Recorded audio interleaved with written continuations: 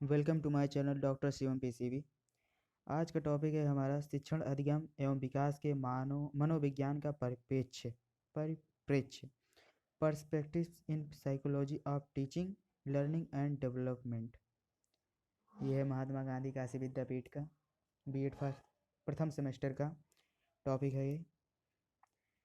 यह question paper भी 100 number का होता है। ठीक है, तो चलिए इसको स्टार्ट करते हैं। इसका सिलेबस है पहला, आप सिलेबस देख लीजिए और हो सके तो आप स्क्रीनशॉट भी ले सकते हो इसका। ठीक है, चलिए ठीक है। इसका विषय सूची भी देखिए आप, और इसका विषय सूची देखिए, सब कुछ आप देख लीजिए। इसमें पॉज करके आप देख लीजिएगा वीडियो, क्योंकि वीडियो लंबा होता जाएगा, इसलिए मैं जल्दी जल्दी कर रहा हूँ।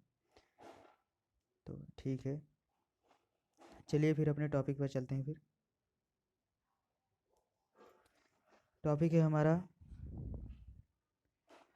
शिक्षण का मनोविज्ञान। शिक्षण का मनोविज्ञान, साइकोलॉजी ऑफ टीचिंग। चलिए स्टार्ट करते हैं इसे।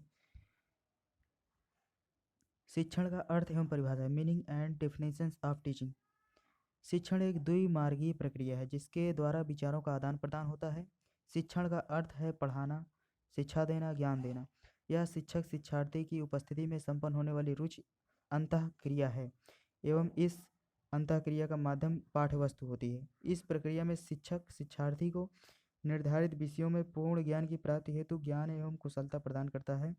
शिक्षक एवं शिक्षार्थी की सफलता का मूल्यांकन इस तथ्य पर निर्भर करता है कि पाठ्यवस्तु के विषय में शिक्षक द्वारा पूछे गए प्रश्नों का उत्तर देने में शिक्षार्थी कितने योग्य है। शिक्षण शास्त्र शिक्षण के अध्ययन की कला है। शिक्षण शास्त्र पेडेगोगी या पेडेजोजी, जो भी आप कर सको। शिक्षण शास्त्र शिक्षण के अध्ययन की कला है। शिक्षण कार्य वह प्रक्रिया है जिसके द्वारा एक शिक्षक अपने छात्रों को ज्ञान एवं कौशल प्रदान करता है। ज्ञान एवं कौशल को प्रवाहित करने वाली कार्य प्रक्रिया एवं कला को शिक्षण कहते हैं। शिक्षण की महत्वपूर्ण परिभाषाएं निम्नलिखित हैं। एडमंड एमिडन के अनुसार शिक्षण एक अंतः क्रियात्मक प्रक्रिया है जो कक्षागत परिस्थितियों में वांछित लक्ष्यों को प्राप्त करने के लिए शिक्षक तथा विद्यार्थियों के मध्य होती है। इंग्लिश में भी देख लीजिए। According to Edmund and Amidon, teaching is an interactive process primarily, क्या है, कहाँ पर गया यार, एक मिनट,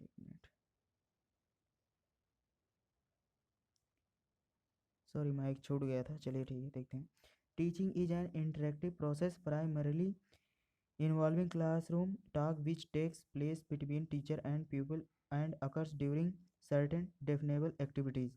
B.O. स्मिथ के अनुसार शिक्षण क्रियाओं की एक विधि है जो सीखने की उत्सुकता जागृत करती है।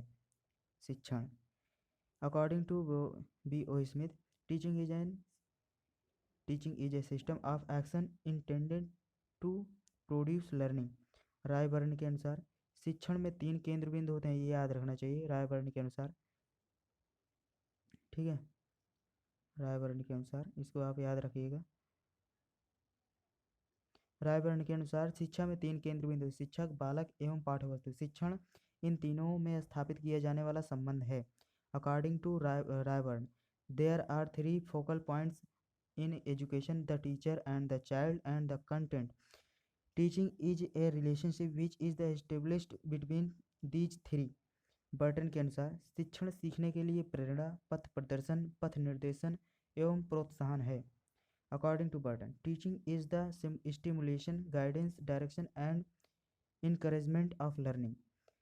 ह्यू एवं डंकन के अनुसार शिक्षण एक ऐसी विशिष्ट व्यावसायिक, विवेकपूर्ण तथा मानवीय क्रिया है जिसमें व्यक्ति सृजनात्मक एवं कल्पनात्मक रूप से स्वयं तथा स्वयं के ज्ञान का उपयोग अधिगम एवं दूसरों के कल्याण के समर्थन हेतु करता है।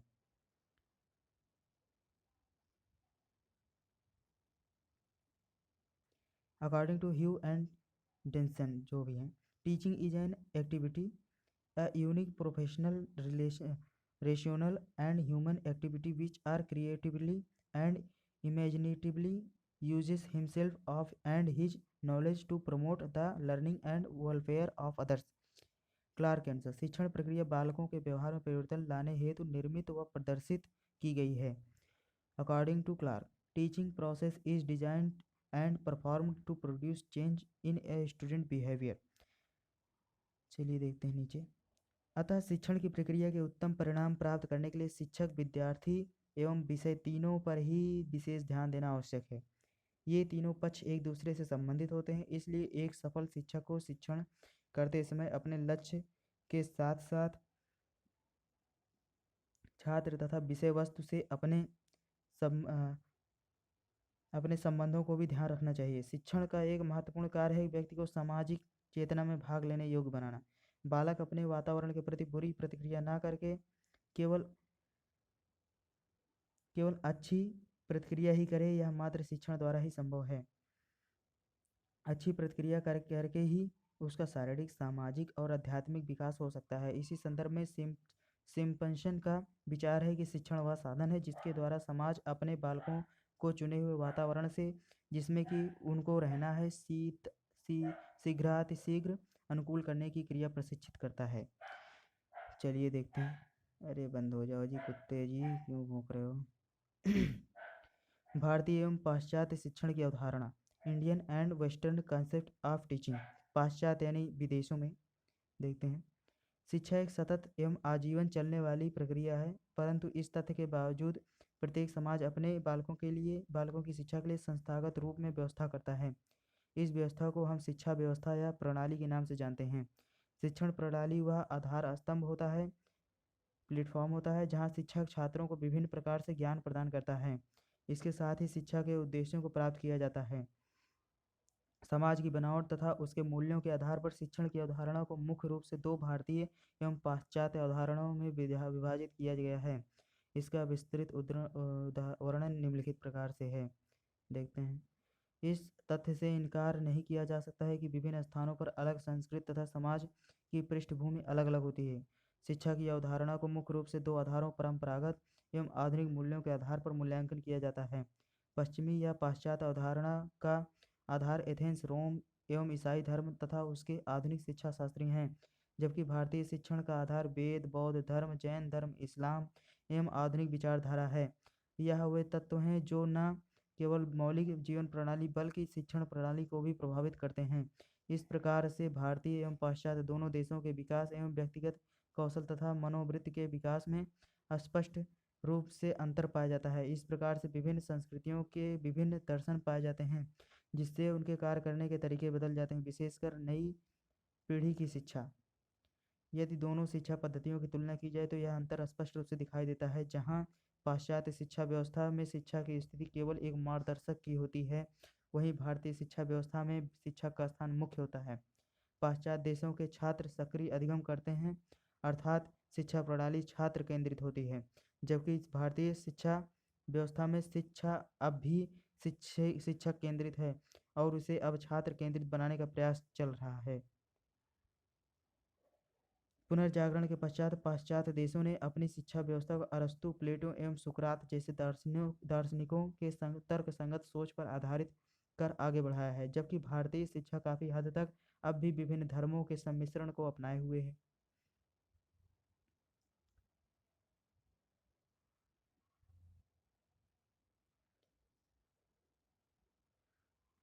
पाश्चात्य छात्र कक्षा में सक्रिय अधिगम करता है और शिक्षक छात्रों को इसके लिए प्रोत्साहित करता है कि वह अपने विचारों को स्वतंत्र रूप से सबके सामने रखे एवं साझा करे। इसके इससे छात्रों में मनोबल बढ़ता है, वह नए नए विचार तथा तथ्यों को सामने रखता है। इसके विपरीत भारतीय शिक्षा प्रणाली में छात्रों को अपने विचार व्यक्त करने की पूर्ण स्वतंत्रता नहीं होती। वह केवल शिक्षा द्वारा बताए गए विभिन्न तथ्यों एवं अवधारणाओं को समझकर रटने का प्रयास करता है। शिक्षक एवं छात्र के मध्य एक अंतराल बना रहता है। इसके बावजूद शिक्षक छात्रों को अधिक से अधिक ज्ञान विभिन्न प्रणालियों के माध्यम से प्रदान करता है। इस प्रकार से कहा जा सकता है कि प्रत्येक शिक्षा प्रणाली की अपनी कुछ अच्छाइयाँ तो कुछ कमियाँ होती हैं, चाहे वह भारतीय शिक्षा की अवधारणा हो या पाश्चात्य शिक्षा की। जहाँ पाश्चात्य शिक्षा छात्र केंद्रित तथा व्यक्तिगत कौशल के विकास को महत्व देती है, वहीं समाज से दूर तथा संवेदनहीन बनाती है। वहीं भारतीय शिक्षा प्रणाली यद्यपि छात्रों पर अत्यधिक अनुशासन पर बल देती है, परंतु छात्रों को बेहतर नागरिक बनाने का प्रयास करती है। इस प्रकार यदि दोनों अवधारणाओं में कुछ सुधार कर दोनों का सम्मिश्रण दिया जाए तो छात्रों का अधिकतम कल्याण किया जा सकता है। चलिए देखते हैं शिक्षण का क्षेत्र, प्रकृति, scope and nature of teaching. वर्तमान में कोई ऐसा क्षेत्र नहीं है जहाँ शिक्षा का अभाव में कार्य किया जा सके। इसके आधार पर शिक्षण की प्रकृति निम्नलिखित है। शिक्षण का सौद्देश्य प्रक्रिया। शिक्षा एक सौद्देश्य प्रक्रिया है। Teaching is a purposeful process. शिक्षण का एक विशिष्ट उद्देश्य होता है जिसको ध्यान में रखकर शिक्षण कार्य किया जाता है। इस प्रकार एक सौद्देश्य प्रक्रिया है। इसका एक निश्चित लक्ष्य होता है जिन्हें शिक्षा के माध्यम से प्राप्त करने का प्रयास किया जाता है। शिक्षण एक अंतः प्रक्रिया है। Teaching is an interactive process. शिक्षण का कार्य शिक्षक एवं शिक्षार्थी दोनों के द्वारा पूर्ण किया जाता है। शिक्षक अथवा शिक्षार्थी दोनों में से यदि कोई भी अनुपस्थित रहेगा तो यह कार्य संभव नहीं होगा। इसमें परस्पर दोनों के मध्य अंतः क्रिया होती है। इसकी प्रकृति कला एवं विज्ञान दोनों की है। Nature of art and science both. इस शिक्षण के विषय में कुछ लोगों का मानना है कि यह कला है, जबकि कुछ लोगों का मानना है कि यह विज्ञान है, परंतु वास्तव में यह कला एवं विज्ञान दोनों प्रतीत होता है। कला होने के पीछे तर्क यह दिया गया है कि अन्य कलाओं की भांति देश, काल एवं स्थिति के अनुसार चला आ रहा है तथा इसका स्वरूप शिक्षण के उद्देश्यों के साथ बदलता रहता है। विद्वानों के अनुसार इसके आधारभूत सिद्धांत शाश्वत हैं, जो नियम देश, काल, परिस्थिति में नहीं बदलते, अतः यह विज्ञान भी है। शिक्षण एक विकासात्मक प्रक्रिया है। Teaching is a process of development. शिक्षण की प्रकृति विकासात्मक है। बाल केंद्रित शिक्षण के द्वारा बालक का सर्वांगीण विकास होता है तथा उसका व्यवहार परिवर्तन होता है। सफल शिक्षण तभी माना जाता है जब उसके तीनों पक्षों ज्ञानात्मक, भावनात्मक एवं क्रियात्मक का विकास होता है हो। इसमें शिक्षण के इन पक्षों का विकास आवश्यक है। शिक्षण एक सामाजिक तथा व्यावसायिक प्रक्रिया है। Teaching is A social and professional activity. ठीक है, चलिए ठीक है। शिक्षण प्रक्रिया शिक्षक एवं छात्र दोनों के सहयोग से चलती है। शिक्षण प्रक्रिया के संचालन हेतु वातावरण सामाजिक होने के कारण यह सामाजिक प्रक्रिया है तथा इसे जीविकोपार्जन के रूप में शिक्षक द्वारा प्रयोग किया जाता है, इसलिए यह व्यावसायिक प्रक्रिया है। इस प्रकार शिक्षण की प्रकृति व्यावसायिक एवं सामाजिक है। जय हो अम्बे मात भवानी की। शिक्षण निर्देशन की एक प्रक्रिया है। Teaching is a process of guidance. प्राचीन काल में जब पुस्तक एवं छापा खाना की व्यवस्था नहीं थी, तब सूचनाओं अथवा निर्देशों को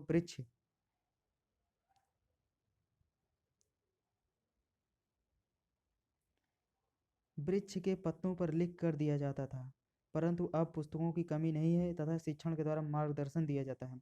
शिक्षण को मार्गदर्शन माना जाता है। शिक्षक को छात्र की रुचि, क्षमता, अभिवृत्ति, आवश्यकता आदि को ध्यान में रखकर उसे सही निर्देश देना चाहिए। ठीक है। शिक्षण एक त्रिध्रुवी प्रक्रिया है। Teaching is A tripolar process. Raebareli ने बोला था ना, याद रहना चाहिए यार। विभिन्न विद्वानों ने शिक्षण को त्रिध्रुवी प्रक्रिया माना है। ब्लूम महोदय ने शिक्षण को 3 पक्ष बताए हैं। शिक्षण के उद्देश्य, सीखने का अनुभव, व्यवहार परिवर्तन।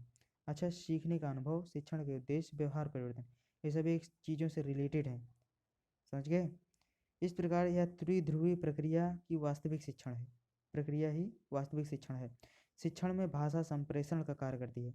Language works as a medium in teaching.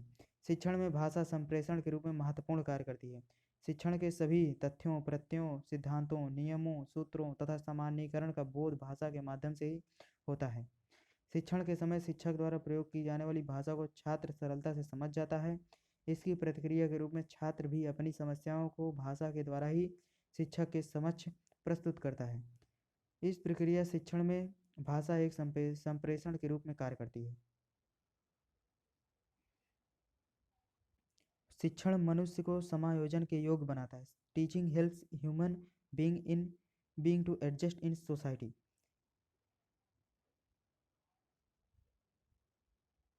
शिक्षण मनुष्य को समाज में समायोजन करने के लिए सक्षम बनाता है। यह समायोजन शिक्षण के माध्यम से ही संभव है। शिक्षण के माध्यम से यह विभिन्न प्रकार की समस्याओं का समाधान करके अपने आप को परिस्थितियों के अनुकूल बनाता है, जिसके द्वारा वह अपना समायोजन सरलता से कर सकता है। क्रियाशील बनाता है, मेक्स एक्टिव। शिक्षक सदैव यह प्रयत्न करता है कि उसके छात्र विकास करें तथा उनमें कौशलों का विकास हो तथा वे अच्छे अंक प्राप्त करें।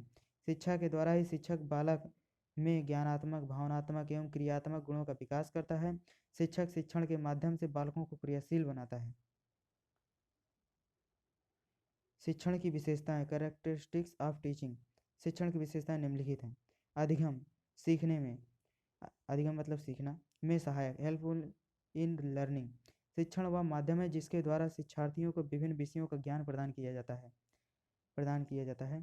शिक्षण के द्वारा विद्यार्थी विभिन्न विषयों को सीखते हैं जिनकी आवश्यकता उनका सर्वांगीण विकास करने में होती है। सूचना संप्रेषण, इंफॉर्मेशन कम्युनिकेशन। शिक्षण वह प्रक्रिया है जो संभवतः किसी भी परिवेश में हो सकती है एवं इसके द्वारा विभिन्न प्रकार की सूचनाओं का संप्रेषण किया जाता है।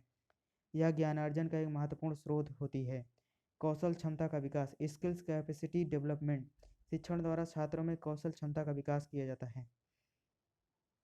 छात्रों का व्यवहार परिवर्तन, बिहेवियरल चेंजेस ऑफ स्टूडेंट्स। शिक्षण व्यवहार परिवर्तन की एक प्रक्रिया है। शिक्षण के द्वारा शिक्षक शिक्षार्थियों को विभिन्न प्राचीन एवं सामुदायिक सूचनाएं देता है। शिक्षार्थियों को जैसी सूचनाएं दी जाती हैं वे वैसा ही व्यवहार करने की ओर प्रेरित होते हैं। बेहतर संबंधों का निर्माण, बिल्डिंग बेटर रिलेशंस। शिक्षण का तात्पर्य शिक्षक, शिक्षार्थी तथा पाठचर्या के मध्य एक अच्छा संबंध स्थापित करना है। शिक्षण, नेक्स्ट पेज में देखते हैं। शिक्षण शिक्षक, शिक्षार्थी तथा विषय में संबंध स्थापित करता है। शिक्षण शिक्षक एवं शिक्षार्थी के मध्य सामाजिक व जनतांत्रिक संबंधों का निर्माण करता है तथा अंतःक्रिया द्वारा ज्ञान का आदान प्रदान करता है। उद्देश्यों एवं लक्ष्यों की प्राप्ति, attainment of goals and objectives. शिक्षण उद्देश्यपूर्ण प्रक्रिया है जिसके द्वारा उद्देश्यों एवं लक्ष्यों की पूर्ति की जा सकती है। सामाजिक प्रक्रिया, सोशल डेवलपमेंट।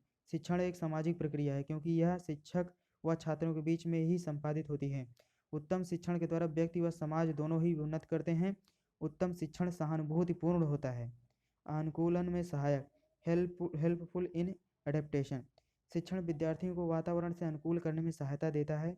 यह छात्र को संवेगात्मक स्थायित्व देने के साथ साथ उसे वातावरण में सामंजस्य स्थापित करने के योग्य बनाता है। व्यावसायिक प्रक्रिया, बिजनेस प्रोसेस। शिक्षण एक व्यावसायिक प्रक्रिया है। इसको बहुत से व्यक्ति जीविकोपार्जन का साधन मानते हैं। यह छात्र में विभिन्न कौशल विकसित करते हुए उसे व्यवसाय विशेष के लिए निपुण बनाता है। शिक्षण के उद्देश्य, ऑब्जेक्टिव्स ऑफ टीचिंग।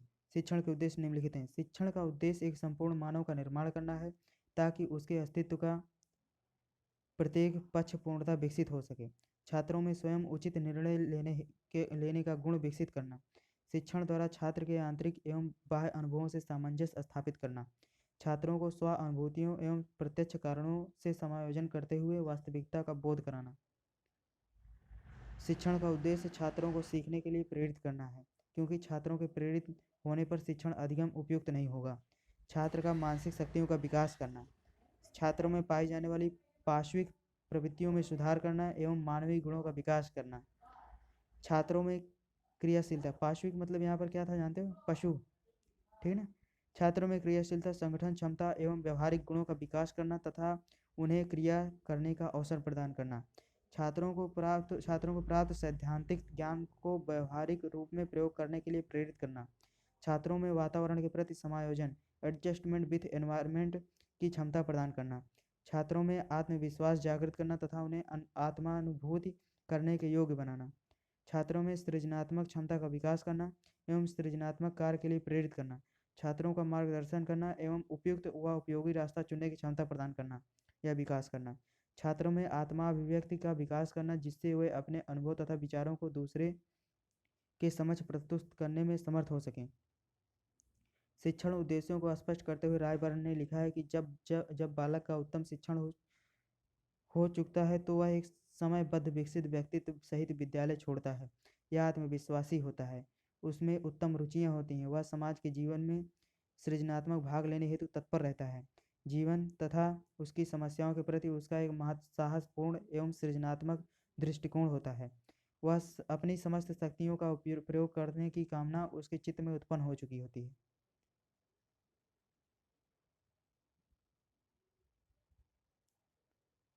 शिक्षण की आवश्यकता में महत्व, need and importance of teaching.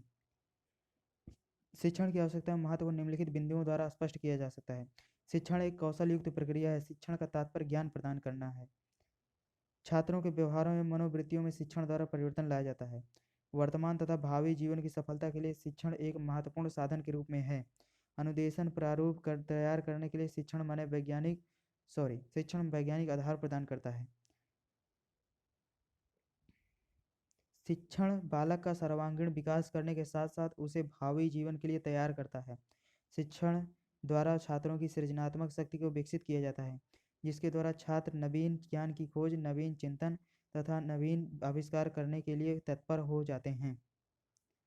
छात्रों के ज्ञानात्मक, भावनात्मक एवं क्रियात्मक पक्षों को विकसित करने में शिक्षण में सहायता मिलती है। शिक्षण द्वारा छात्रों में शिक्षण प्रक्रिया के प्रति उत्सुकता जागृत की जाती है। शिक्षण द्वारा अनुबंध, प्रशिक्षण, अनुदेशन तथा प्रतिपादन आदि विकसित किए जाते हैं। शिक्षण द्वारा छात्रों में क्रियाशीलता, संगठन क्षमता एवं व्यवहारिक गुणों को विकसित किया जाता है। शिक्षण का महत्व बालकों को मात्र ज्ञान प्रदान करने के कारण ही नहीं है, बल्कि शिक्षण द्वारा बालकों के संवेगों को प्रशिक्षित करके सामाजिक समायोजन में सहायता प्रदान करने के कारण भी इसका महत्व है। शिक्षण के कार्य, फंक्शन ऑफ टीचिंग। शिक्षा शास्त्रियों के द्वारा बताए गए शिक्षण कार्यों का विवरण निम्नलिखित प्रकार से है। सोरेनसन एवं हुसेक के अनुसार सोरेनसन एवं हुसेक ने शिक्षण के निम्नलिखित कार्य स्पष्ट किए हैं। सूचना प्रदान करना। एक अच्छा शिक्षक सर्वप्रथम क्षेत्र विशेष को सूचना से स्वयं परिचित होकर उन सूचनाओं को अच्छी प्रकार से अपने छात्रों तक पहुंचाता है। सूचनाएं नई व पुरानी दोनों तरह की होती हैं। इसे शिक्षक भाषण, व्याख्यान, कथन, पठन एवं क्रियात्मक तरीके से छात्रों को प्रदान करता है। वाद विवाद के माध्यम से कभी कभी ये सूचनाएं बालकों तक पहुंचाई जाती हैं। योजना बनाना। कक्ष में प्रवेश से पूर्व शिक्षण द्वारा यह योजना बनाई जाती है कि किस कक्षा में किस विषय एवं किस कालांश में कैसे क्या पढ़ाना है। वह पूरे सत्र विषयों को पाठ के अनुसार नियोजित करता है तथा उसी के आधार पर शिक्षक संपूर्ण पाठों के शिक्षण, उद्देश्य, सहायक सामग्री, शिक्षण विधि, प्रस्तुतिकरण एवं मूल्यांकन आदि का नियोजन करता है। निर्देशन एवं प्रशासन करना। शिक्षक द्वारा कक्षा में शिक्षण कार्य का प्रारंभ करना भी एक कला है। इसी के आधार पर उसे विषयगत निर्देशन एवं कक्षा प्रशासन करना पड़ता है, जो शिक्षण का एक महत्वपूर्ण अंग है। नियोजन एवं विषय वस्तु बहुत अच्छी हो लेकिन यदि उनमें निर्देशन एवं प्रशासन का अभाव है तो वह उचित शिक्षण कार्य नहीं माना जाएगा। प्रेरणा देना। शिक्षक का सबसे महत्वपूर्ण कार्य बालक को विषय के प्रति प्रेरित करना है। यह एक मनोवैज्ञानिक तथ्य है कि यदि बालक विषय वस्तु के प्रति गंभीर नहीं होगा तो शिक्षण का वास्तविक कार्य अधिगम भी सही तरीकों से नहीं हो पाएगा। शिक्षकों, नेक्स्ट पेज में क्या है, शिक्षकों के प्रेरणा संबंधी कार्य के विषय में स्पष्टीकरण किया जा सकता है कि निम्न कोटि का अध्यापक सूचना प्रदान करता है, मध्यम कोटि को अध्यापक शिक्षण करता है तथा उत्तम कोटि का अध्यापक प्रोत्साहित करता है। परामर्श देना। छात्र विभिन्न सामाजिक एवं पारिवारिक स्तरों में से आते हैं, जिनकी विभिन्न सामाजिक, व्यक्तिगत, संवेगात्मक एवं मनोवैज्ञानिक समस्याएं रहती हैं। इसलिए यह आवश्यक है कि शिक्षक उन समस्याओं को दूर करने के लिए छात्रों को उपयुक्त सलाह दे। यदि ऐसा नहीं किया जाता तो बालक को अधिगम में कठिनाई होती है, जिससे उनमें कक्षा कार्य एवं अधिगम में कुसमायोजन की मानसिकता उत्पन्न हो जाती है। इसलिए शिक्षक का कार्य या मुख्य कार्य है कि वह बालक का समुचित मार्गदर्शन करे। सुधार करना। वर्तमान समय की शिक्षण व्यवस्था का सबसे मुख्य कार्य शिक्षक द्वारा बालकों में सुधार लाना है। यह तत्व अध्यापक के चरित्र एवं नैतिकता पर आधारित होता है। वर्तमान समय में इसकी कमी सर्वत्र है, जिसके कारण बालक सदैव आदर्श की खोज तो करता है लेकिन उसे प्राप्त नहीं कर पाता। इसलिए यह आवश्यक है कि शिक्षक छात्र के प्रति न्यायोचित व्यवहार कर उसे सुधार करने का प्रयास करे। अनुशासन। कक्षा को सुचारू रूप से व्यवस्थित ढंग से चलाने के लिए आवश्यक है कि कक्षा अनुशासन बना रहे। यह कार्य भी शिक्षण कार्य का एक अंग है। इसमें सामान्य दंड से लेकर कठोर दंड तक की व्यवस्था होती है। शिक्षक को इस बात का हमेशा ध्यान रखना चाहिए कि नकारात्मक दंड से कम दिया जाए तथा सकारात्मक अनुशासन का सहारा अधिक लिया जाए। रट्स के अनुसार रट्स ने उत्तम शिक्षण के प्रमुख 7 कार्य बताए हैं, जिनका विवरण निम्नवत है। कार्यक्रमों का आयोजन करना। समाज के प्रत्येक क्षेत्र में बड़ी तेजी से विकास एवं परिवर्तन हो रहा है, इसलिए उसी अनुपात में ज्ञान का विस्फोट करने के लिए भी समय समय पर विषयगत सेमिनार, सिम्पोजियम्स, कार्यशाला एवं सम्मेलनों आदि में भाग लेना चाहिए। सुरक्षा प्रदान करना। शिक्षा के क्षेत्र में कहीं कहीं छात्र के मन में असुरक्षा वातावरण भी बनता जा रहा है। इसके लिए आवश्यकता इसी बात की है कि छात्र के मन से असुरक्षा की भावना को दूर किया जाए तथा उसमें सुरक्षा की भावना पैदा की जाए। यह शिक्षण एवं शिक्षक दोनों का कार्य है। इस प्रकार की भावना को विकसित हो जाने पर वह अधिगम के वातावरण से अपने आप को समायोजित करने में अधिक सफल होगा। समूह निर्माण करना। शिक्षक को शिक्षण सत्र प्रारंभ में ही यह देख लेना चाहिए कि कौन से छात्र हैं जो समूह से अलग हैं। ऐसे छात्रों का पता लगाकर उनको उनके उद्देश्य एवं आवश्यकता अनुसार समूह में रखना चाहिए। अर्थात एक जैसे आवश्यकता एवं उद्देश्य वाले छात्रों को एक समूह में रखना भी शिक्षण का कार्य है, जो कि सत्र के आरंभ में ही किया जाना चाहिए। अभिरुचि एवं समस्या का पता लगाना। शिक्षण एक सामाजिक प्रक्रिया है, इस प्रकार छात्र भी समाज का अंग है। अतः यह आवश्यक है कि शिक्षक छात्र की समस्याओं एवं अभिरुचियों का यथासंभव पता करने की कोशिश करें, क्योंकि समस्याग्रस्त बालक ध्यान केंद्रित करने में कठिनाई अनुभव करते हैं। इसके लिए अतिरिक्त शिक्षण के माध्यम से इनकी अभिरुचि को भी स्पष्ट किया जा सकता है। कक्षा को व्यवस्थित एवं संगठित करना। यह शिक्षण को अधिक रुचिकर एवं सुविधापूर्ण बनाता है। अध्यापक को चाहिए कि कक्ष की व्यवस्था ऐसे स्थान पर करे कि उसे भौतिक सुविधाएं अर्थात हवा, प्रकाश आदि मिलता रहे तथा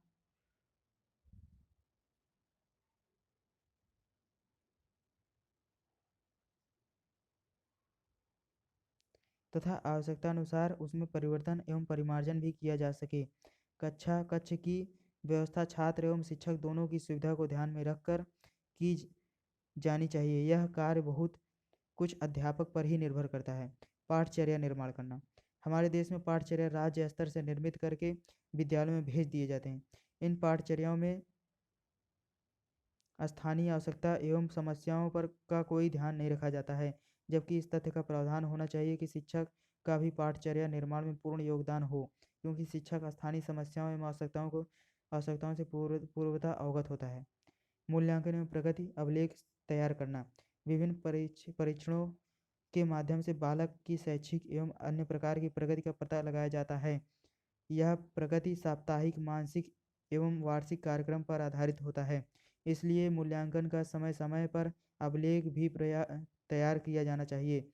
यह अभिलेख एवं मूल्यांकन प्रत्येक बालक एवं संपूर्ण कक्ष दोनों का होना चाहिए। मूल्यांकन का माध्यम लिखित, मौखिक तथा औपचारिक एवं अनौपचारिक दोनों की तरह होना चाहिए। शिक्षण के सामान्य सिद्धांत। General principles of teaching. शिक्षण के सामान्य सिद्धांत निम्नलिखित हैं। इंपॉर्टेंट है, ठीक है। स्वयं करके सीखने का सिद्धांत, principle of learning by doing. विकास का आधार स्वक्रिया है। बालक संसार में कुछ मूल प्रवृत्तियों को लेकर आता है, फलस्वरूप बालक के शरीर और मस्तिष्क को क्रियाशील बनाकर ही उसको किसी बात को सही ढंग से सिखाया जा सकता है। फ्रोबेल का विचार है कि अपनी प्रेरणाओं एवं भावनाओं को पूरा करने के लिए बालक स्वयं अपने मन से सक्रिय होकर कार्य करे। स्वक्रिया के सिद्धांत का स्पष्टीकरण करते हुए फ्रोबेल महोदय ने लिखते हैं कि पेड़ का बीज अपने संपूर्ण पेड़ का रूप धारण किए रहता है। प्रत्येक वस्तु का भावी विकास और रूप उत्पत्ति के समय ही उनमें होता है। अतः फ्रोबेल ने स्पष्ट किया कि बालक क्रिया के द्वारा ही कार्य को सीखता है। प्रेरणा का सिद्धांत, प्रिंसिपल ऑफ मोटिवेशन। व्यक्ति की वह आंतरिक शक्ति जो उसमें ऐसी क्रियाशीलता उत्पन्न करती है जो लक्ष्य की प्राप्ति तक चलती रहती है, प्रेरणा कहलाती है। प्रेरित हो जाने पर बालक स्वयं क्रियाशील हो जाता है। बालक को प्रेरित करने के लिए शिक्षक को बालक की जन्मजात प्रवृत्तियों इनेट टेंडेंसीज से लाभ उठाना चाहिए। यह एक प्रवृत्ति जिज्ञासा है। अतः अध्यापक को बालक के समक्ष पाठ्य वस्तु इस प्रकार प्रस्तुत करनी चाहिए कि उसमें उसके प्रति जिज्ञासा उत्पन्न हो। किसी वस्तु के निर्माण की प्रक्रिया पढ़ाने के लिए बालक को कारखाने में ले जाकर निर्माण की प्रक्रिया दिखाकर प्रेरित किया जा सकता है। प्रेरणा के तरीके एक शाब्दिक होता है, दूसरा अशाब्दिक होता है। शाब्दिक में शाबाश, अच्छा, उत्तम बोलना चाहिए। अशाब्दिक में दंड या पुरस्कार देना चाहिए।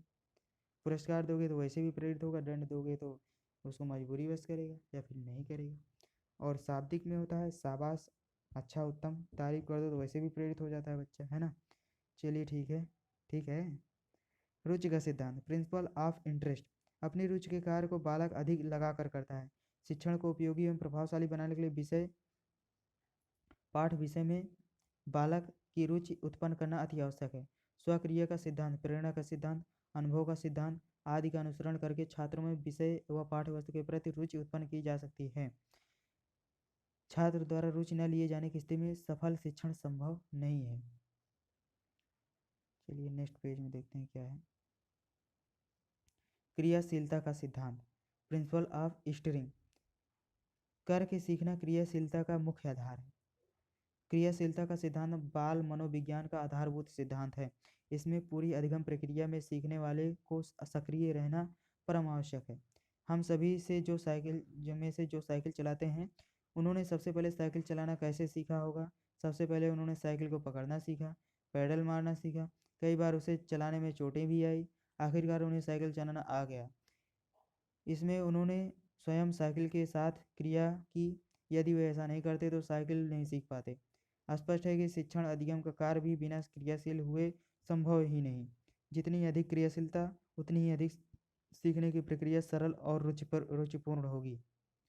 महत्व कार्य पाठ हम सीख जाते हैं, आत्मविश्वास बढ़ता है, व्यवहार परिमार्जन होता है, क्रिया द्वारा सीखना अस्थायी होता है। अनिश्चित उद्देश्य निश्चित उद्देश्य का सिद्धांत प्रिंसिपल ऑफ डेफिनिट एम्स। जिस प्रकार प्रत्येक कार्य का कोई ना कोई उद्देश्य होता है, उसी प्रकार प्रत्येक पाठ का भी उद्देश्य निश्चित होना चाहिए। यदि शिक्षक को पाठ के उद्देश्य की जानकारी नहीं है तो उसे अपने कार्य में सफलता नहीं मिलती। उद्देश्य का पहले से ज्ञान होने से ही शिक्षण स्पष्ट, रोचक एवं प्रभावशाली बनता है। छात्रों को पाठ विषय के उद्देश्यों की जानकारी होनी चाहिए। इससे वह पढ़ाने में रुचि लेंगे और शिक्षण सफल होगा। नियोजन का सिद्धांत प्रिंसिपल ऑफ प्लानिंग। शिक्षण की सफलता का आधार नियोजन है। बिना प्लानिंग के आप कुछ नहीं कर सकते, नियोजन करना पड़ता है। शिक्षक को किसी भी पाठ को पढ़ाने से पूर्व छात्रों की आयु स्तर क्या पढ़ाना है, किस विधि का प्रयोग करना है, किस शिक्षण सहायक सामग्री का प्रयोग करना है और संभावित समस्याओं को किस प्रकार हल करना है आदि सभी बिंदुओं को निश्चित कर लेना चाहिए, जिससे उसके शिक्षण की सफलता की संभावना में वृद्धि होती है। परंतु यह भी स्पष्ट है कि पाठ योजना शिक्षक की स्वामिनी न होकर उसकी सेविका है। परंतु यह भी स्पष्ट है कि पाठ योजना शिक्षक की स्वामिनी न होकर उसकी सेविका है। शिक्षक शिक्षण के समय किसी भी पाठ योजना में आवश्यकता अनुसार परिवर्तन कर सकता है, अतः उसकी योजना लचीली होनी चाहिए। चुनाव का सिद्धांत प्रिंसिपल ऑफ सिलेक्शन। शिक्षक एक कालांश में बहुत अधिक ज्ञान नहीं दे सकते हैं, अतः शिक्षक को अपने विषय और पाठ्यवस्तु को कई भागों में विभक्त कर लेना चाहिए। इसके उपरांत उसे यह चयन करना चाहिए कि किस स्तर के बालक को एक कालांश में वह क्या और कितना पढ़ाए, जिससे उसका शिक्षण सफल हो सके। चयन कार्य का महत्व बताते हुए रायबर्न ने लिखा है, चयन का सिद्धांत अति महत्वपूर्ण है और शिक्षक की अच्छे चयन की योग्यता पर उसके कार्य की सफलता बहुत कुछ निर्भर करती है। व्यक्तिगत भिन्नता का सिद्धांत प्रिंसिपल ऑफ इंडिविजुअल डिफरेंस। एक कक्षा में सभी बालक नहीं मिलते हैं जिनके सभी कार्यों, चारित्रिक गुणों एवं बुद्धि स्तर आदि में एकरूपता हो, अतः शिक्षक को शिक्षण करते समय बालकों की विभिन्नताओं को ध्यान में रखना चाहिए। उसे प्रतिभाशाली छात्रों के साथ साथ औसत एवं मंद बुद्धि छात्रों का भी ध्यान रखना चाहिए, जिससे कक्षा के सभी छात्र अधिगम करने में समर्थ हो सकें और शिक्षण प्रभावशाली बन सके। लोकतंत्री व्यवहार का सिद्धांत principle of democratic behaviour. Democracy मतलब यानी लोकतंत्री, है ना। लोकतंत्री व्यवहार के सिद्धांत का मूल उद्देश्य है समानता एवं सहभागिता।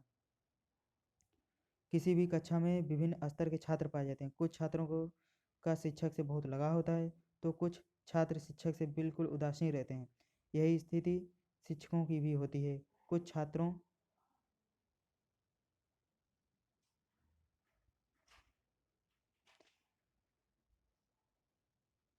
कुछ छात्रों से उनका बहुत लगाव होता है तथा कुछ छात्रों के प्रति उदासीन रहते हैं, परंतु ऐसी कक्षाओं को लोकतंत्रीय व्यवहार युक्त कक्षाएं नहीं कहा जा सकता है। शिक्षक को इस बात का हमेशा ध्यान रखना चाहिए कि कक्षा में पढ़ने वाले सभी बच्चों के प्रति शिक्षा का समान व्यवहार होना चाहिए। लोकतंत्रीय व्यवहार के सिद्धांत की मान्यता यह है कि कक्षा शिक्षण शिक्षण विद्यार्थियों की सहभागिता पर आधारित हो तथा शिक्षार्थियों की क्रियाशीलता से पाठ्य वस्तु पढ़ाई जाए।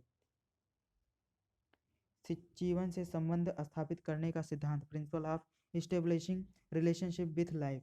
शिक्षा सतत रूप से जीवन पर्यंत चलने वाली प्रक्रिया है। मानव जीवन को शिक्षा के द्वारा उन्नत एवं प्रगतिशील बनाया जा सकता है। राष्ट्रीय पाठचर्या की रूपरेखा 2005 में भी शिक्षा को रूप से जीवन से जोड़ने की बात पर बल दिया गया है। व्यक्ति शिक्षण के माध्यम से ही शिक्षा प्राप्त कर सकता है, इसलिए शिक्षक को किसी भी पाठ को पढ़ाते समय उन तथ्यों एवं पहलुओं पर ध्यान केंद्रित करना चाहिए जो छात्रों को उसके जीवन की क्रियाओं के साथ संबंध स्थापित करने में सहायक हो। जीवन से संबंध स्थापित हो जाने पर नवीन ज्ञान एवं कौशल छात्र के जीवन का स्थायी अंग बन जाता है तथा छात्र इस ज्ञान का प्रयोग जीवन की आने वाली परिस्थितियों को सुलझाने में करते हैं। आवृत्ति का सिद्धांत, प्रिंसिपल ऑफ रिपीटेशन। यह भी फ्रीक्वेंसी नहीं कर सकते क्या? चलो ठीक है। शिक्षक को छात्रों को पाठ के जरूरी भाग को दोहराने का अभ्यास कराना चाहिए। आवृत्ति के द्वारा प्राप्त ज्ञान अस्थायी होता है।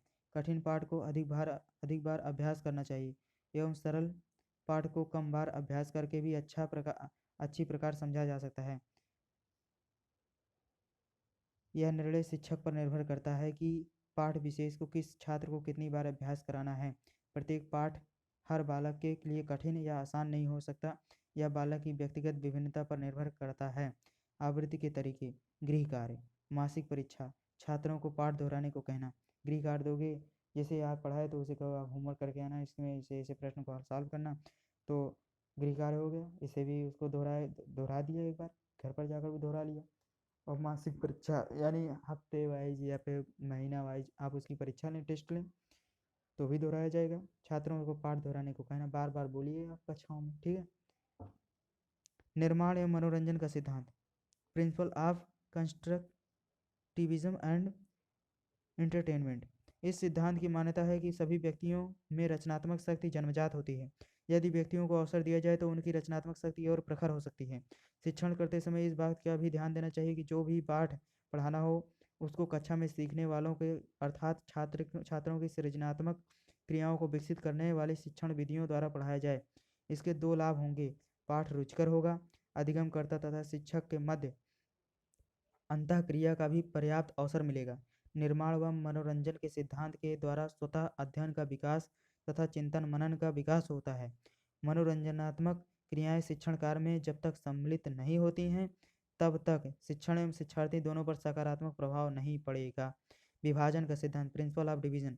विभाजन के सिद्धांत को लघु सोपानों का सिद्धांत भी कहते हैं। शिक्षण एक व्यापक प्रक्रिया है। यदि पाठ को विभाजित करके पढ़ाया जाए तो शिक्षण सफल एवं सरल बन जाता है। पाठ को विभाजित करने के उपरांत सरल से कठिन विधि को अपनाना चाहिए। इससे शिक्षण में व्यावहारिक रूप से तारतम्यता बनी रहती है मतलब जुड़े रहते हैं। जैसे यदि किसी शिक्षक को छात्रों को व्याकरण का ज्ञान देना है तो वह छात्रों को सर्वप्रथम अक्षर ज्ञान सिखाएं, फिर शब्द बनाना सिखाएं, इसके उपरांत वाक्य बनाने का नियम बताएं, तब व्याकरणिक दृष्टि से इनका प्रयोग पूर्ण होगा। इस प्रक्रिया से छात्रों को पाठ्य वस्तु सरलता से समझ में आ जाती है तथा शिक्षण बोझिल भी नहीं लगता है। ठीक है, आपको कुछ बताना है कठिन चीज़ तो उसका पहले सरल रूप तो बताएंगे ना, उसके बाद उससे भी कठिन, फिर उससे कठिन, फिर वही कठिन चीज़ बताइए, सब कुछ समझ में आ जाएगा। चलिए देखते हैं शिक्षक को वैज्ञानिक दृष्टि से यह भी सिद्धांत पूर्ण माना जाता है क्योंकि इस सिद्धांत के आधार पर आगे बढ़ने पर शिक्षक को छात्रों के सीखने की गति व स्तर का ज्ञान हो जाता है तथा शिक्षक अपने शिक्षण कार्य में सुधार भी करते हैं। अनुभव का सिद्धांत, प्रिंसिपल ऑफ एक्सपीरियंस। जीवन एक अनुभव है, अतः बालक को सिखाई जाने वाली बात का संबंध उसके जीवन के अनुभवों से होना चाहिए। हम प्रतिदिन एवं प्रतिक्षण अनुभव प्राप्त करते रहते हैं, परंतु इन अनुभवों में से वे ही अस्थायी हो पाते हैं जिनका संबंध पिछले अनुभवों से होता है। अतः बालक के अनुभवों का उसके पुराने अनुभव से संबंध स्थापित किया जाना आवश्यक है। ऐसा करने से बालक नए ज्ञान तथा या अनुभव को सरलता से सुगमता से सीखकर उसको अपने जीवन का स्थायी अंग बना लेता है। रायबर्न बरफोज ने कहा है कि प्रत्येक पाठ का आरंभ उस बात से होना चाहिए जिसका अनुभव बालक कर चुके हैं। मानसिक तैयारी का सिद्धांत, प्रिंसिपल ऑफ मेंटल प्रिपरेशन। जब तक बालक किसी भी कार्य को करने या सीखने के लिए मानसिक रूप से तैयार नहीं होगा, तब तक वह उस कार्य को करने में असफल होगा, कई गलतियां करेगा या उसे पूर्ण करने में बहुत अधिक समय लेगा। अर्थात जिस कार्य को सीखने के प्रति बालक की जैसी मनोवृत्ति होती है, उसी अनुपात में वह उसे सीखता है। यही कारण है कि एक उत्तम शिक्षक विभिन्न प्रकार से प्रेरणा देकर बालकों को नवीन ज्ञान को ग्रहण करने के लिए मानसिक रूप से तैयार करता है। इसे शिक्षक को शिक्षण में सरलता प्राप्त होती है। स्वतंत्रता का सिद्धांत, प्रिंसिपल ऑफ फ्रीडम। शिक्षक को कक्षा का वातावरण लोकतांत्रिक रखना चाहिए, दमनकारी नहीं। उसे छात्रों का मित्र एवं मार्गदर्शक होना चाहिए। लोकतांत्रिक वातावरण में बालक खुशी से स्वतंत्रता का अनुभव करते हुए कार्यों को अधिक सफलता के साथ पूर्ण करते हैं। मॉन्टेसरी ने बालक की शिक्षा में स्वतंत्रता को बहुत महत्वपूर्ण स्थान दिया है। सहसंबंधता का सिद्धांत, प्रिंसिपल ऑफ कोरिलेशन। किसी भी विषय का शिक्षण करते समय उसका संबंध अन्य विषयों के साथ भी स्पष्ट करना चाहिए, जैसे कला, विज्ञान एवं समाज विज्ञान आदि से संबंध। इसी प्रकार प्रकरण का संबंध अन्य प्रकरण व पाठ से भी स्पष्ट करना चाहिए। उपरोक्त वर्णित सभी शिक्षण सिद्धांत शिक्षक के लिए अत्यंत महत्वपूर्ण है। इसके अभाव में शिक्षक अपने शिक्षण को उपयोगी, रुचिकर एवं प्रभावपूर्ण नहीं बना सकता। जब तक छात्र सीखने के लिए तत्पर नहीं होंगे, तब तक कोई भी शिक्षक शिक्षण को प्रभावशाली बनाने में सफल नहीं हो सकता। सफल शिक्षक बनने के लिए इन सभी शिक्षण सिद्धांतों का प्रयोग शिक्षक द्वारा अपने शिक्षण कार्य में किया जाना चाहिए। शिक्षण को प्रभावित करने वाले कारक, फैक्टर्स अफेक्टिंग टीचिंग। शिक्षण एक प्रकार की अंतःक्रिया है। इसका उद्देश्य छात्रों में नियमित निश्चित व्यवहार संपादित करना है। शिक्षण प्रक्रिया अनेक कारकों द्वारा प्रभावित होती है। इन मुख्य कारकों में से कुछ प्रमुख कारक निम्नलिखित हैं। शिक्षा के उद्देश्य शिक्षण प्रक्रिया के स्वरूप तथा संरचना को प्रभावित करते हैं। शिक्षण के कुछ निश्चित अधिगम उद्देश्य हैं। उदाहरण के लिए कौशलात्मक स्किल, अनुप्रयोगात्मक एप्लीकेशन, ज्ञानात्मक कॉग्निटिव, अवबोधात्मक अंडरस्टैंडिंग तथा श्लाघात्मक अप्रिशिएशन आदि। प्रत्येक उद्देश्य कौशलात्मक व अवबोधात्मक के लिए भिन्न प्रकार का शिक्षण होगा।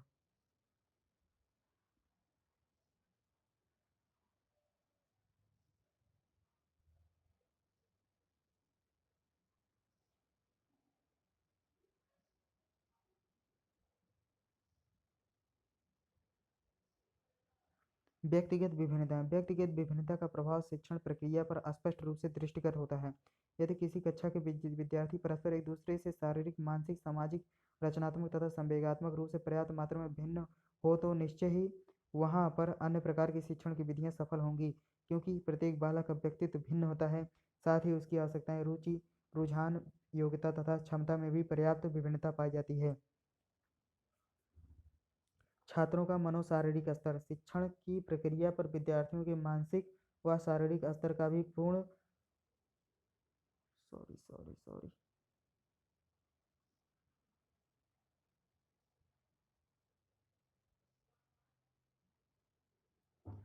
छात्रों का मनोवैज्ञानिक स्तर, शिक्षण की प्रक्रिया विद्यार्थियों के मानसिक व शारीरिक स्तर का भी पूर्ण प्रभाव पड़ता है। विद्यार्थियों का शारीरिक व मानसिक स्तर जिस प्रकार का होगा, शिक्षण प्रक्रिया का स्वरूप भी उसी प्रकार होगा। विषय वस्तु का स्वरूप एवं स्तर, विषय वस्तु का प्रकार तथा स्वरूप भी शिक्षण की प्रक्रिया को प्रभावित करता है। जिस तरह की शिक्षण की विषय वस्तु होगी, उसी के अनुसार शिक्षण का स्वरूप परिवर्तित हो जाएगा। समस्त प्रकार के विषय अथवा किसी पृथक विषय की संपूर्ण विषय सामग्री एक ही प्रकार के शिक्षण की क्रिया से विद्यार्थियों के सामने प्रस्तुत करने से प्रभाव उत्पादक तथा लाभकर शिक्षण नहीं हो सकता है।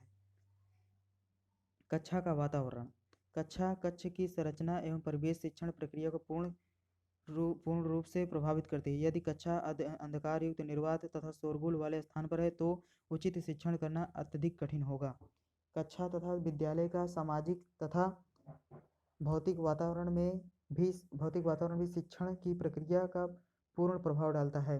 शिक्षण क्रिया का नियोजन भी पूर्ण रूप से शिक्षण क्रिया को प्रभावित करता है। यदि शिक्षक बिना किसी योजना के शिक्षण की क्रियाओं का संपादन करता है तो उसकी शिक्षण क्रियाएं कभी भी रोचक एवं प्रभावोत्पादक नहीं होगी।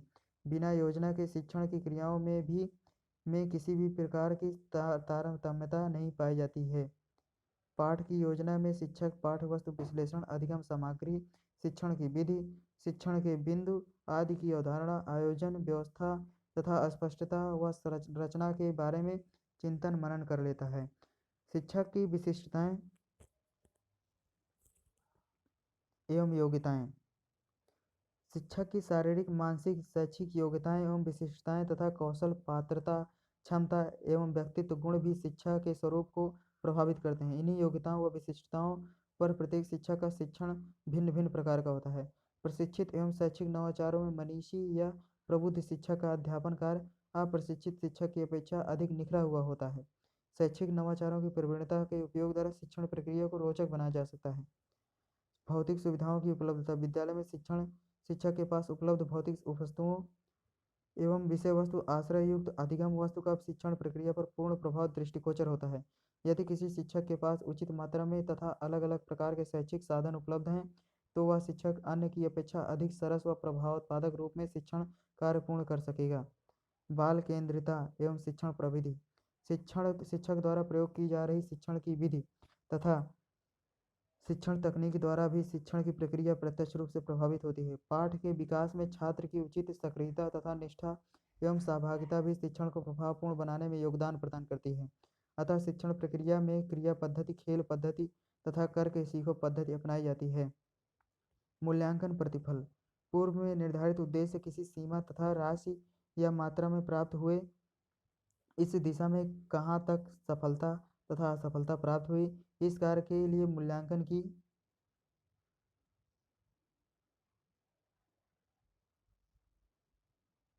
विभिन्न प्रकार की विधियों तथा प्रविधियां उपयोग में लाई जाती हैं।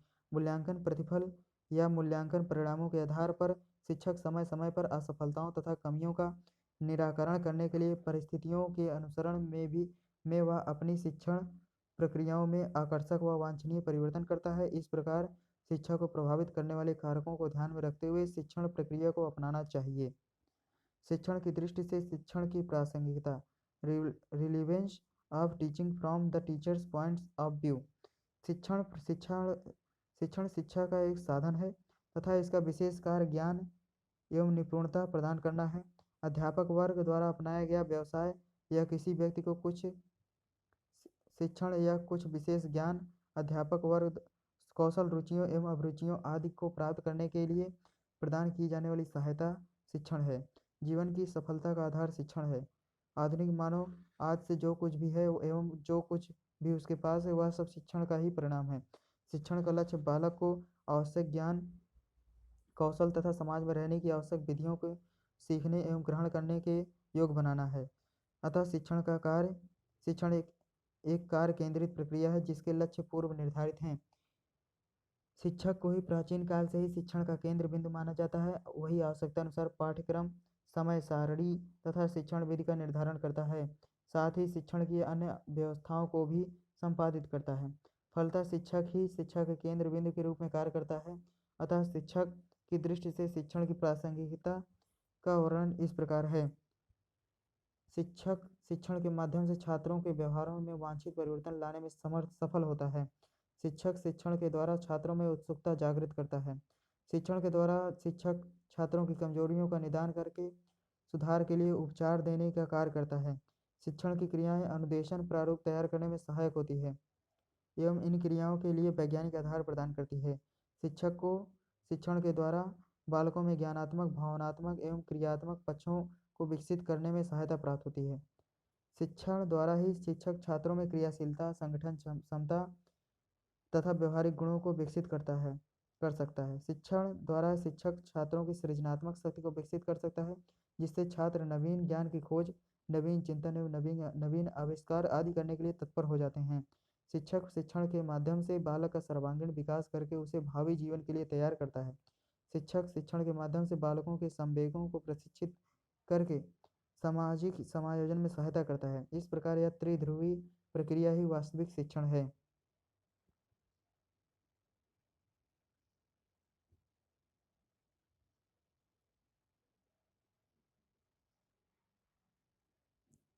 चलिए हमारा नेक्स्ट टॉपिक है शिक्षक के लिए शिक्षा मनोविज्ञान के कार्य उपयोगिता। Function importance of educational psychology for the teacher. शिक्षा मनोविज्ञान अध्यापक को निम्न प्रकार से सहायता प्रदान करता है। बालक के स्वभाव एवं व्यवहार को समझने में उपयोगी। Helpful in understanding child's nature and behaviour. शिक्षा मनोविज्ञान में बालक का विभिन्न आयु स्तरों पर क्रमिक विकास एवं उसके संवेगों को जानने का प्रयास किया जाता है। शिक्षा मनोविज्ञान बालक के स्वभाव को समझने में बहुत ही सहायक होता है, क्योंकि यह उनकी शारीरिक, मानसिक एवं सामाजिक विशेषताओं सहित अंतःक्रियाओं का सूक्ष्म अध्ययन करता है। अध्यापक बच्चों का स्वभाव एवं उसकी मूल प्रवृत्तियों को जानने के पश्चात ही उचित विधि से शिक्षण देने में सफल रहता है। चलते हैं, देखते हैं अगला क्या है। बालकों के विकास का स्थान। Knowledge of development of children. बालकों का विकास कुछ निश्चित नियमों व सिद्धांतों के आधार पर ही होता है, परंतु कुछ बालकों के विकास क्रम में विभिन्नताएं पाई जाती हैं, जिसके कारण उनका व्यवहार असामान्य हो जाता है। विभिन्न आयु स्तरों व अवस्थाओं में बालकों में विशिष्ट व्यवहार की अभिव्यक्ति होती है। अध्यापक बालकों के क्रमिक विकास को समझकर ही पाठ्यक्रम व शिक्षण विधियों का चुनाव करता है। मनोविज्ञान के ज्ञान से शिक्षक किसी भी प्रकार की शैक्षणिक परिस्थितियां उत्पन्न कर सकता है। चरित्र निर्माण में सहाय। Helpful in character building. शिक्षा मनोविज्ञान से बालक के स्वभाव और आदतों का ज्ञान हो जाने से उसके समाज विरोधी व्यवहार का अध्ययन करने में सहायता मिलती है। अधिकांशतः किशोरावस्था में बालक अपने पथ से विमुख होकर गलत तथा अनैतिक कार्यों में संलग्न हो जाते हैं। शिक्षक अपने नैतिक आचरण से उनके व्यवहार पर नियंत्रण स्थापित कर उनका चरित्र निर्माण करता है। पाठ्यक्रम निर्माण में सहायक। Helpful in curriculum construction. पाठ्यक्रम निर्माण में बालकों की रुचि, योग्यता तथा पाठ्यक्रम का बालकों पर पड़ने वाले प्रभाव का विशेष ध्यान रखा जाता है। शिक्षा मनोविज्ञान से व्यक्तिगत विभिन्नताओं की जानकारियाँ मिलती हैं, जो पाठ्यक्रम निर्माण में सहायक होती हैं। अध्यापक बालकों की मनोदशा को समझकर पाठ्यक्रम के प्रति बालकों में रुचि उत्पन्न करता है। शिक्षा मनोविज्ञान ने बालक के सर्वांगीण विकास में पाठ्यक्रम के साथ साथ सहगामी क्रियाओं को महत्वपूर्ण माना है। इसके लिए विद्यालयों में अध्यापकों द्वारा खेलकूद, सांस्कृतिक कार्यक्रम आदि की विशेष रूप से व्यवस्था की जाती है। उचित शिक्षण विधियों का चुनाव। Selection of appropriate learning methods. बालकों के संपूर्ण विकास के लिए शिक्षा मनोविज्ञान ने अध्यापक के सामने अनेक वैज्ञानिक शिक्षण विधियां प्रस्तुत की हैं। अध्यापक इन विधियों का प्रयोग शैक्षिक प्रक्रिया में बालकों के मानसिक स्तर के अनुसार उचित तकनीकी का चुनाव करने में करता है। विभिन्न परिस्थितियों में छात्रों को सुगमता से ज्ञान प्रदान करने के लिए आधुनिक शिक्षण विधियाँ बहुत उपयोगी हैं। शिक्षण में अवस्थाएं। Stages in teaching. शिक्षण की क्रियाओं का विशेष महत्व है, क्योंकि शिक्षण क्रियाएं ही छात्रों को सीखने में सहायता प्रदान करती हैं। शिक्षण की क्रियाओं का क्रमबद्ध विश्लेषण निम्नलिखित 3 सोपानों में किया जा सकता है। प्रथम सोपान है शिक्षण की पूर्व तत्परता अवस्था, प्री एक्टिव फेज। द्वितीय सोपान शिक्षण की अंतः प्रक्रिया अवस्था, इंटर एक्टिव फेज। तृतीय सोपान शिक्षण की अंतिम अवस्था, पोस्ट एक्टिव फेज। शिक्षण की क्रियाओं का क्रमबद्ध विश्लेषण निम्नलिखित तीन सोपानों में विस्तार पूर्वक किया जा रहा है। प्रथम सोपान शिक्षण की पूर्व तत्परता अवस्था, प्रैक्टिव क्या है प्रैक्टिव स्टेज ऑफ टीचिंग। प्रथम सोपान pre active stages of teaching. प्रथम सोपान में शिक्षण के लिए योजना तैयार की जाती है। कक्षा शिक्षण से पूर्व शिक्षक जो भी कार्य करता है वे सभी इसी सोपान के अंतर्गत आते हैं। शिक्षण की पूर्व तत्परता अवस्था में निम्नलिखित प्रक्रियाएं सम्मिलित की जाती हैं। शिक्षण के उद्देश्यों को निर्धारित करना जाता है। पाठ्यवस्तु के संबंध में निर्णय लिया जाता है। और देखते हैं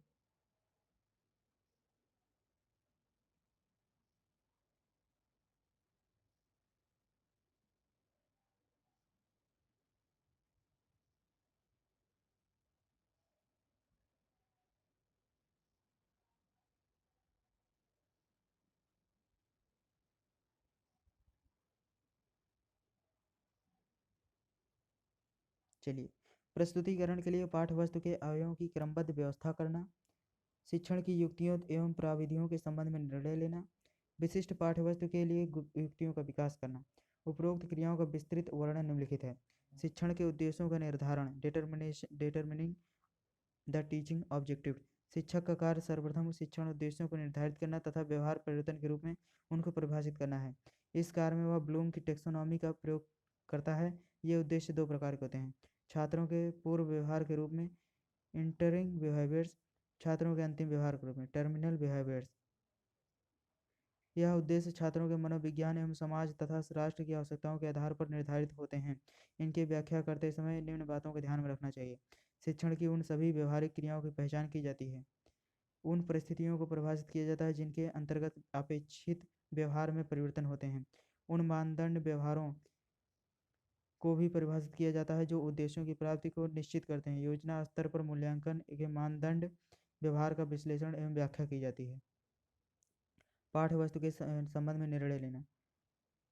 शिक्षक छात्रों को पढ़ाई जाने वाली पाठ्यवस्तु के संबंध में निर्णय लेता है, पाठ्यवस्तु के स्वरूप का विश्लेषण करता है और उसके संकेत चिन्हों, भाषा, पक्ष तथा तर्क के संबंध में निर्णय लेता है। यहाँ पर शिक्षक निदानात्मक पक्ष पर अधिक बल देता है और यह ज्ञात करता है कि पाठ्यवस्तु के लिए छात्रों का पूर्व व्यवहार क्या और कैसा हो तथा पाठ्यवस्तु को किस स्तर पर प्रस्तुत किया जाए।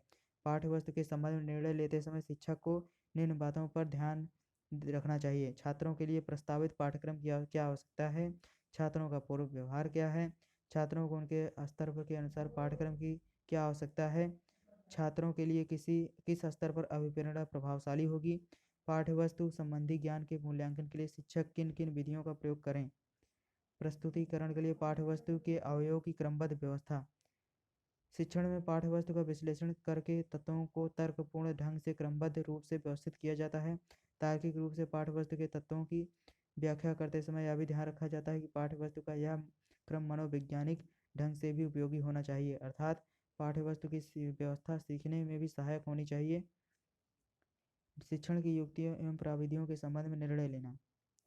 पाठ्यवस्तु को क्रमबद्ध रूप में व्यवस्थित करने के पश्चात शिक्षक पाठ्यवस्तु तथा विद्यार्थियों के स्तर, आयु, परिपक्वता तथा योग्यता आदि को दृष्टिगत रखते हुए उपयुक्त विधियों तथा प्राविधियों के संबंध में निर्णय लेता है, जिसकी सहायता से पाठ्यवस्तु को विद्यार्थियों के मस्तिष्क में सरलता से अंकित किया जा सके अथवा पाठ्यवस्तु के संबंधित ज्ञान प्रदान किया जा सके।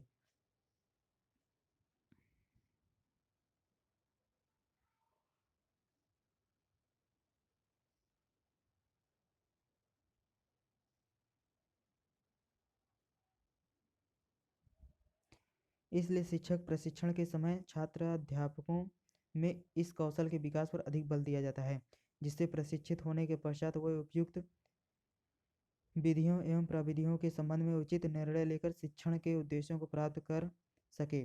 शिक्षण अवयवों का विस्तार, डेवलपमेंट ऑफ टीचिंग स्ट्रेटजीज। शिक्षण की अवस्था में इस शिक्षण व्यूह रचना का चयन करना ही पर्याप्त नहीं है, अपितु शिक्षक को यह भी निश्चित करना होता है कि शिक्षण की विभिन्न अवस्थाओं में किन युक्तियों तथा प्रविधियों को कब और कैसे प्रयोग करना है, जैसे कब प्रश्न पूछना है, कब व्याख्या देनी है, कहाँ पर चार्ट तथा मानचित्र का प्रयोग करना है, कहाँ पर उदाहरण देना है, कहाँ पर श्यामपट्ट का प्रयोग करना है तथा कहाँ पर मूल्यांकन प्रश्न पूछे जाने हैं। शिक्षण की इन सभी क्रियाओं को स्पष्ट रूप से शिक्षक पूर्व तत्परता स्तर पर ही निर्धारित कर लेता है। द्वितीय सोपान शिक्षण की अंतः प्रक्रिया अवस्था। ठीक है, द्वितीय सोपान शिक्षण की अंतः प्रक्रिया स्तर के अंतर्गत वे सभी क्रियाएं सम्मिलित की जाती हैं। Interactive stages of teaching. जिन क्रियाओं को शिक्षक कक्षा में प्रवेश करने के बाद करता है, इस अवस्था में पाठ्यवस्तु के प्रस्तुतिकरण की सभी क्रियाएं सम्मिलित की जाती हैं। P.W. जैक्सन ने प्रशिक्षण प्रक्रियाओं के संबंध में अपने मौलिक विचार प्रस्तुत किए हैं। उन्होंने शिक्षण की अंतः प्रक्रिया पक्ष की व्याख्या इस प्रकार की है: शिक्षण अंतः प्रक्रिया स्तर पर शिक्षक छात्रों को अनेक प्रकार की शाब्दिक अभिप्रेरणा प्रदान करता है, जैसे प्रश्न पूछना, सुनना, अनुक्रिया करना, व्याख्या करना तथा निर्देशन देना आदि।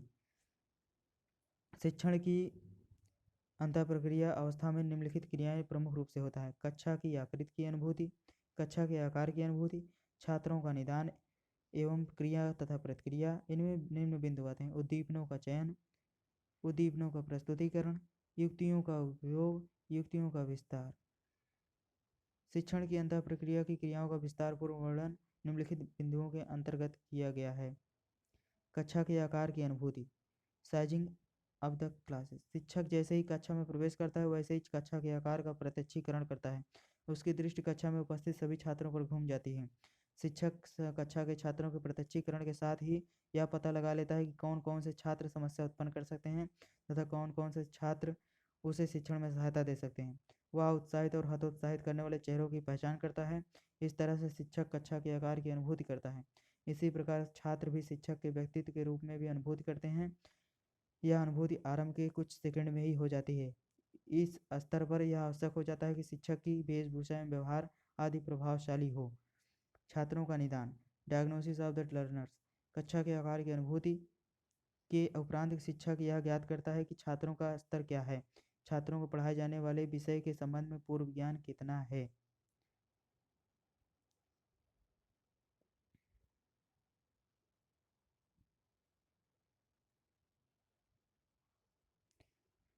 इस प्रकार शिक्षक मूल रूप से 3 पक्षों में निदान करने का प्रयास करता है। छात्रों की क्षमताएं तथा योग्यताएं, छात्रों की अभिवृत्ति तथा अभिरुचियां, छात्रों की शैक्षिक पृष्ठभूमि। सामान्यतः शिक्षक प्रश्नों की सहायता से ही इन सभी पक्षों की जानकारी करता है। शिक्षक निदान के समय सर्वप्रथम प्रत्यक्षीकरण, फिर निदान एवं तदोपरांत अनुक्रिया करता है। शिक्षक अपने प्रत्यक्षीकरण से छात्रों की योग्यताओं एवं अभिरुचियों के संबंध में जानकारी प्राप्त करता है और उसको ध्यान में रखते हुए अपने शिक्षण की अनुक्रियाओं को आरंभ करता है। क्रिया तथा प्रतिक्रिया, सौपक्रम तथा अनुक्रियाएं यानी क्रिया तथा प्रतिक्रिया। Initiation and response. शिक्षण के अंतर्गत जो क्रियाएं होती हैं उनको प्रमुख रूप से 2 भागों में विभाजित कर सकते हैं। सौप्रक्रम यानी इनिशिएशन प्रारंभ, अनुक्रिया और रिस्पॉन्स उसका उत्तर देना, ठीक है ना। यह दोनों क्रियाएं छात्र एवं शिक्षक के मध्य संपादित होती हैं, जिसे शाब्दिक अंतः प्रक्रिया वर्बल इंटरेक्शन कहा जा सकता है। शिक्षक कुछ क्रियाएं प्रारंभ करता है, उनके प्रति छात्र अनुक्रिया करता है। इस प्रकार शिक्षक की अंतः प्रक्रिया चलती रहती है। शिक्षक की समस्त क्रियाओं का शाब्दिक तथा अशाब्दिक अंतःक्रिया के रूप में विश्लेषण किया जा सकता है। इसके लिए शिक्षक को निम्नलिखित क्रियाएं करनी पड़ती हैं। कक्षा शिक्षण अंतः प्रक्रिया विश्लेषण, शाब्दिक अंतःक्रिया और अशाब्दिक अंतःक्रिया, वर्बल इंटरेक्शन और नॉन वर्बल इंटरेक्शन। शाब्दिक अंतः प्रक्रिया में शिक्षक और छात्र होते हैं, ठीक है। और शिक्षक क्या करता है, स्वप्रक्रम और अनुक्रिया प्रारंभ करता है और उसका रिस्पॉन्स भी करता है, अनुक्रिया भी करता है।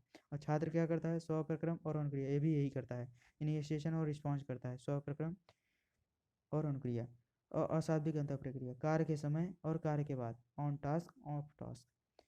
कार्य के समय ऑन टास्क शिक्षक और छात्र होते हैं, कार्य के बाद विघ्नपूर्ण और निर्विघ्न, इम्पीडिमेंटल और स्मूथ, निर्विघ्न कार्य के बाद, ठीक है ना। चलिए देखते हैं क्या। उद्दीपकों प्रेरकों का चयन, सिलेक्शन ऑफ स्टिमुलाई। प्रेरक प्रेरणा देना शिक्षण की प्रक्रिया मानी जाती है, जो शाब्दिक तथा अशाब्दिक दोनों ही प्रकार की हो सकती हैं। एक प्रभावशाली शिक्षक यह भली प्रकार समझता है कि विशेष प्रकार की शिक्षण परिस्थिति में कौन से प्रेरक अधिक प्रभावशाली रूप से कार्य कर सकते हैं और कौन से नहीं कर सकते।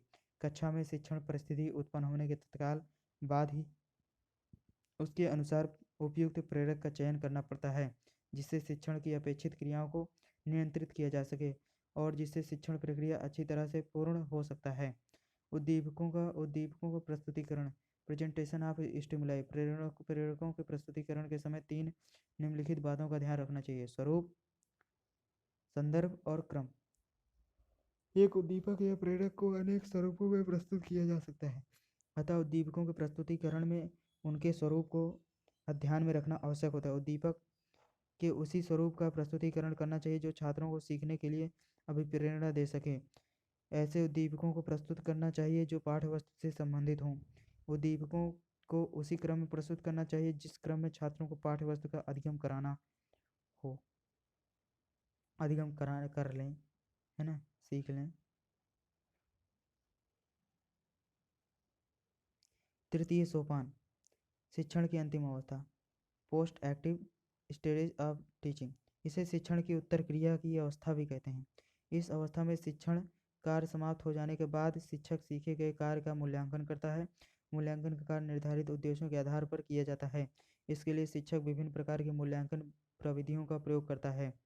मूल्यांकन के द्वारा शिक्षक यह जानने का प्रयास करता है कि उसके द्वारा कक्षा में कराए गए शिक्षण का प्रभाव छात्रों पर कैसे हुआ, उनके व्यवहार में किस सीमा तक परिवर्तन आया है। यदि वांछित का प्रभाव छात्रों पर कैसा हुआ है, उनके व्यवहार में किस सीमा तक परिवर्तन आया है। यदि वांछित व्यवहार परिवर्तन नहीं आया है, तब भविष्य में वांछित व्यवहार परिवर्तन के लिए किस प्रकार के परिवर्तन शिक्षण विधि प्रविधि में किए जाने चाहिए। इसके लिए शिक्षक द्वारा निम्नलिखित क्रियाएं की जाती हैं। शिक्षक द्वारा व्यवहार परिवर्तन वास्तविक रूप को परिभाषित किया जाना चाहिए। शिक्षण कार्य समाप्त हो जाने के उपरांत शिक्षक व्यवहार परिवर्तन के वास्तविक रूप को परिभाषित करता है, जिसे मानदंड व्यवहार कहते हैं। इसके लिए शिक्षक छात्रों में आए वास्तविक व्यवहार परिवर्तन की तुलना अपेक्षित व्यवहार परिवर्तन से करता है तथा देखता है कि यदि अधिकतर छात्रों में अपेक्षित व्यवहार परिवर्तन आ गया है तो शिक्षण कार्य सफल हुआ और शिक्षण उद्देश्य प्राप्त हो गए। यदि अपेक्षित व्यवहार परिवर्तन बहुत कम छात्रों में हुआ हो, तब शिक्षण कार्य को असफल माना जाता है।